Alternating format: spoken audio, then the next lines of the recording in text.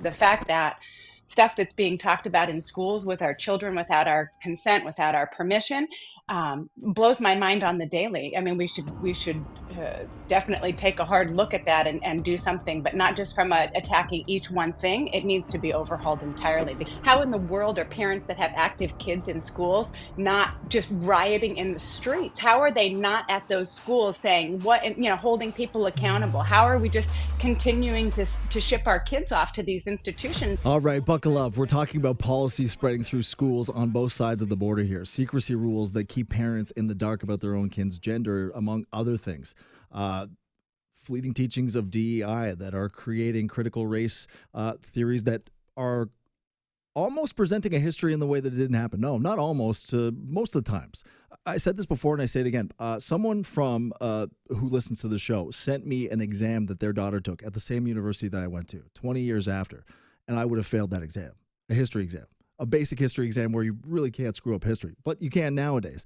And so when I'm talking about this, my algorithm takes over.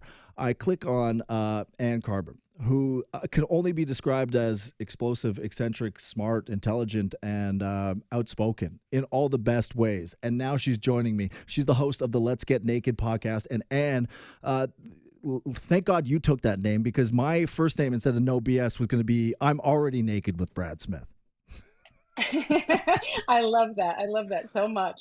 Good morning, Brad. Nice to see you. Thank you so much for being here. By the way, what's your take on this? Obviously, I've seen your video that's gone viral, but there's so many ways that we can attack this. But what would you think when you're looking right now at how our young people are traveling through the education industry? What do you think is the number one thing maybe parents don't even know about that's happening at their schools? Yeah, I think everyone's lost their minds, frankly. I think everyone has lost common sense entirely. I think everyone that starts going down these rabbit holes where they start talking about race and gender ideology and like all of this stuff, I think we shouldn't have even gotten off the starting block. Like if it doesn't smell right, it's not right, and we shouldn't have even been talking about those kind of things. The fact that stuff that's being talked about in schools with our children without our consent, without our permission, blows my mind on the daily. I mean, we should definitely take a hard look at that and do something, but not just from attacking each one thing. It needs to be overhauled entirely, because the fact that folks want to put all of their beliefs on our children rather than just educating them. They're pulling them into this game of politics and just everything that children should have nothing to do with. And so, even just discussing any of the specific topics to me feels like a waste. Let's get back to some common sense of what's best for the kids. Who's asking that question is what I'd love to know.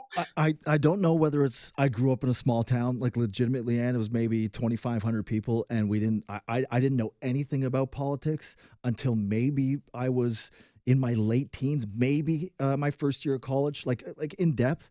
And I think about Sure. this and I go, well, if I've talked to enough psychologists on this show, which I have, and they all resoundingly say from the time you're born until 7 or 8 years old, you're just absorbing everything. You're Hmm. creating little activists with the way that I'm hearing school systems are being run. I've had people, friends of mine in Canada, pull their kids out of school for just the most outrageous things. And I go, when did it become the education's primary focus to create an activist class rather than teach kids in class? Yeah. I think keeping politics out of teachers' unions would be a great start. Because you look at what is involved in that. That to me feels like a very root problem that someone should be talking about instead of what are we not allowing. Like politics in teachers' unions in general, that those two things should not be mixing at all. And politics has gotten completely out of control. Like for me Yeah. personally, my history with politics is I think it's a circus. I stay away from it. I keep my head in the sand as it relates to that, because I think everyone is doing a bang up job, and by that I do not mean a good thing. And so I just don't plug into it, right? I think it's a joke. So me kind of like pulling my head out of the sand a little bit lately to see what's happening out there. It's been a shock to the system, to say the least. Because I think there's obviously problems all over the place, but the fact that we're not asking more what's the best thing for our kiddos and then implementing that blows my doors off. It blows my doors off that we're not asking that. As adults, it's like these kids are watching us fumble this, and we're fumbling it hard. Hard. Let's wake up a little bit and say this isn't a pissing match back and forth between adults on who's right and who's wrong. the kids are watching and they're the ones that are suffering, and they're not going to forgive us for how we're handling what's happening right now. God no, and even though they might be not able to take like mental account when they're that young, the trauma will live inside of them forever. That's again one of those things. These recessed or repressed memories that you have from 0 to 7. I had Bruce Lipton on the show where he's like, it's so much download information you can never possibly take it all in. But then I look at Yeah. this and I go, I look at my mom and I go, Lisa Smith, would she ever let me go to school and come home and said, I can't tell you what's going on in school. That's between me and the school. Or even have a conversation where she said, what goes on? And I go, nothing. And then when you find out that conversations are being withheld from parents as their authority as parents is not the most important thing. Like, when did this happen that parents lost the right to be the parents, even if their kids are at school? Right.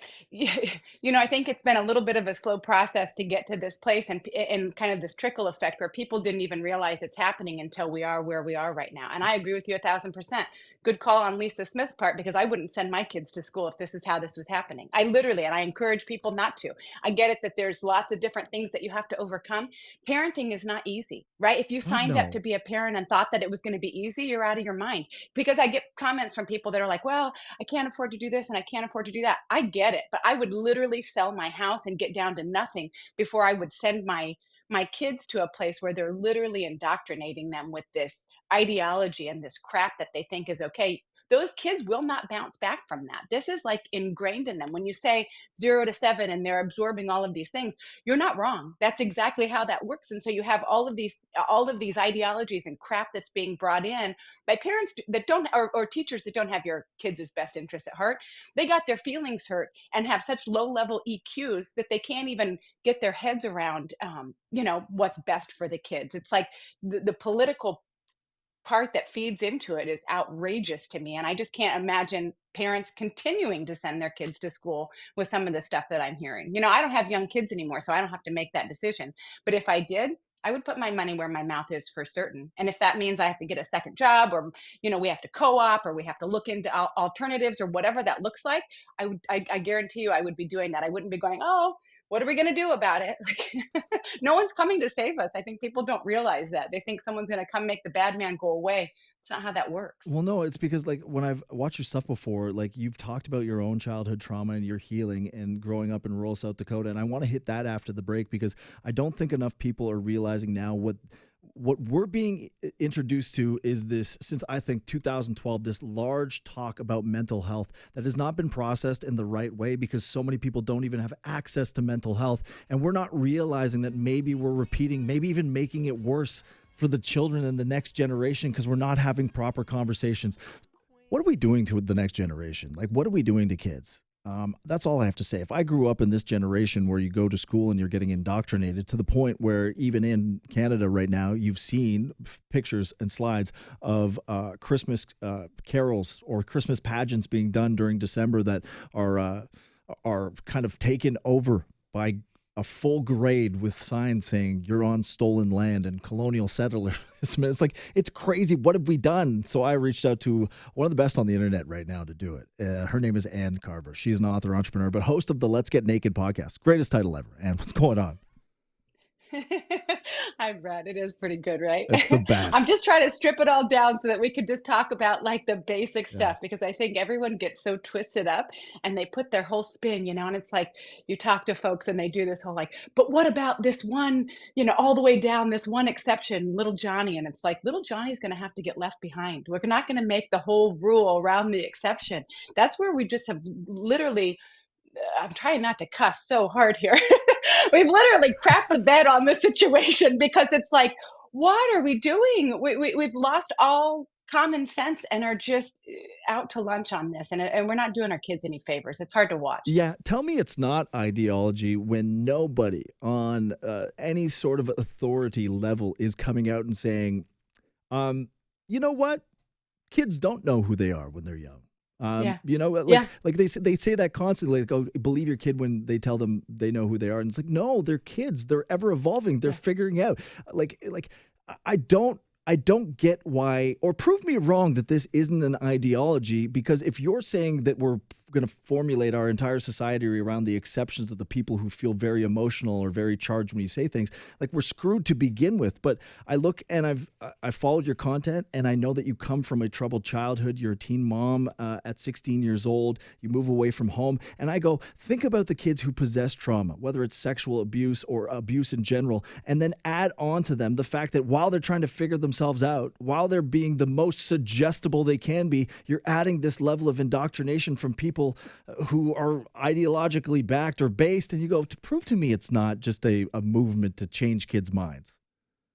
Yeah, I can't prove it because I agree with you 1,000%. You know, I look at that and I think it's the most disgusting abuse of power that there is, right? It literally is the loss of innocence of our children, and people are sitting by. That's why I'm sitting here going, how in the world are parents that have active kids in schools not just rioting in the streets? How are they not at those schools saying what, and, holding people accountable? How are we just continuing to ship our kids off to these institutions that are doing this?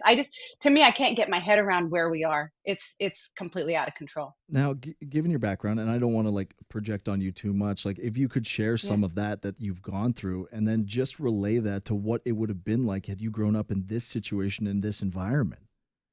Yeah.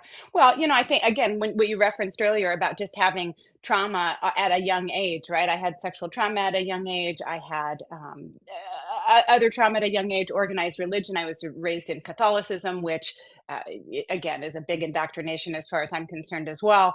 So having that kind of coming from all angles, it's like you already have enough that you're dealing with now in the way that it is today, where it's telling kids and really politicizing children is what it is, because you're using them as currency, which again is the most disgusting abuse of power. So a kid that's already coming up with a good base that doesn't have all of these other things or these other traumas and these other things that are already happening to them would have a hard enough time. Then you add in the things that I went through as well. I wouldn't have stood a chance, right? I mean, what does that look like for raising capable kids? I think everyone, I would hope everyone is on the same page about we all want to teach our kids and to let them succeed. We're not doing that because we have this low level emotional intelligence where people are fighting and need to be right and no accountability and all of this stuff. And it's like, but the kids are the ones that are getting thrown out here, which is supposed to be our number one priority, and it's not. So maybe as adults we should all count to 10 and take a breath and say we don't have to be right on this. Let's take a breath and say let's get some emotionally intelligent, smart people together to come up with some solutions instead of this whatever it is that we're doing right now, which just feels like a mess for everyone involved. Yeah. Like, if you look at all the stats, right? We know that we're in a mental health crisis, yet we're not doing anything about it. We're not Right. making we're largely not making it accessible, or giving enough accessibility to people to actually talk to human beings if it's not subsidized by their company, or they can afford $250 an hour. Now you're putting Yeah. kids of a generation through this the weirdest educational process, and we see it here in Canada, we see it in the States, and I go, we don't even know what we're doing, because they haven't even functioned into formal human beings that can tell you what's going on in their mind. And some can, some can't. Yes. But even then, as they're growing up, they're still feeling all these things around them. And I just go, what is the solution to this? Is it a complete overhaul of the education system, or is it making somebody kind of like the face and figurehead of what's gone wrong? Yeah. Well, I think a complete overhaul in general, because if you look at where technology has come, what we grew up with, right? I'm in my 40s as well, late God, yeah. 40s, you're in your early 40s. What we grew up with is not what's happening now. Just look at the technology and everything that's there. But we're still teaching based on that old, textbook memorization, all of that stuff. We don't need to be doing that. Like that's things have changed so drastically that the entire education system does need to be overhauled. We should be teaching emotional intelligence, money management, these things that are like that's what we need, Real not like life who can clinical memorize. skills. Exactly, like wouldn't that be great? Teach our kids to think critically so that they can make their own decisions instead of jumping in line with whatever herd is recruiting at that point. I mean, that's literally what's happening right now. So you know again, I don't have young kids. I'm just looking at this from a 30,000-foot view going, you guys are really messing this up bad. I have all sorts of solutions. Again, mine come from a very common sense place of, okay, what are we going to do? We're not just going to keep feeding this and going, oh, my feelings are hurt. You said it wrong. Oh, I'm not like that. That isn't how that is. Like, oh my God, the adults acting like children right now is like Yeah. mind boggling Well, to me. it's Literally can't get my head around an it. interesting structure, right? Because you put kids in school, the parents formulate their entire life and their work schedule around it. They think it's a safe place. That safe place becomes unsafe, and it's like, what do you do? Are you going to do to the extreme that you said, which is sell everything? A lot of people will go, no, that's, I believe in the system, and I feel like we're in a really weird place. And I just want to thank you for having this conversation with me, and hopefully we can have many more. You're the best. Yeah, absolutely, Brad. Nice to talk to you. Yeah, and we got to do this offline too to get a full podcast so we can hear people actually hear your tone of voice when you swear a lot, Yeah. because it's the best. Where can people follow you though, so they can get that X-rated version? Yeah, absolutely. So Let's Get Naked podcast, and it has an underscore in between each word. It's on Instagram. You can find all my Substack there. So Perfect, and you can find my OnlyFans at I'm already naked. And Carver, thank you so much. I appreciate you. thank you, Brad. All right.